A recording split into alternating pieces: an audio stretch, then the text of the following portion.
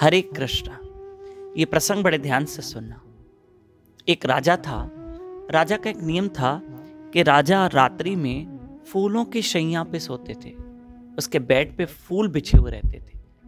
और एक दासी थी जो राजा के उस शैया पे बेड पे फूल बिछा के चली जाती थी। ये उस दासी की रोज की ड्यूटी थी। एक दिन राजा ने उस दासी से कहा कि आज रात को मैं बहुत देर से आ रहा हूं क्योंकि मैं बाहर किसी कार्य से जा रहा हूं और मैं लेट नाइट आऊंगा। राजा ने कहा दासी से, आप फूल बिछा के अपने कार्य करके चले जाना। दासी ने रात्रि में फूल बिछाए। अब राजा तो देर से आने वाला था। दासी ने मन में सोचा, राजा इस फूलों की शैया पे सोते हैं, रोज इसका सुख लेते हैं। आज ये सुख मैं लेके देखूं, थोड़ी देर मैं लेट के देखूं कि फूलों की छैया पे पलंग पर फूलों की शैया पे पलंग पर कितना सुख मिलता है सोने का। जो राजा सुख रोज लेता है, 2 मिनट का सुख मैं ले लेती हूँ। मैं लेट के तो देखूं मुझे कैसे लगता है। तब दासी उस पलंग पे लेट गई। मन में सोचने लगी, वाह कितना सुकून है, कितना आरामदायक है। राजा तो रोज ये सुख लेते हैं।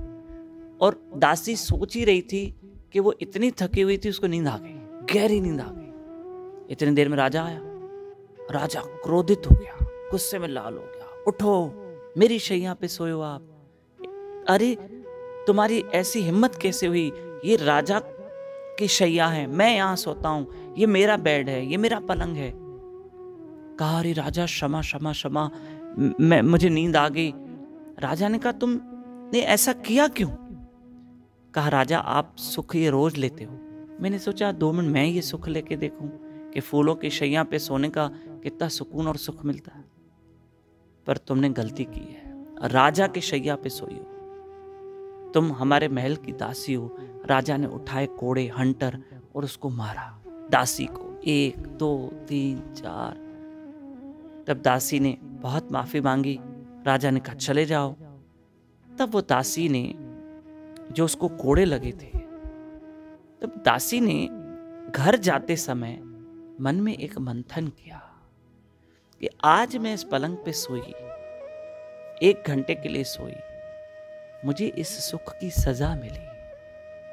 तब वो दासी समझ गई कि जिंदगी के कुछ सुख ऐसे भी होते हैं जो इंसान के लिए सजा बन जाते हैं। कुछ सुख सजा भी बन जाते हैं। जैसे हम आपको बता दें कि हम बहुत खाने का सुख लेते।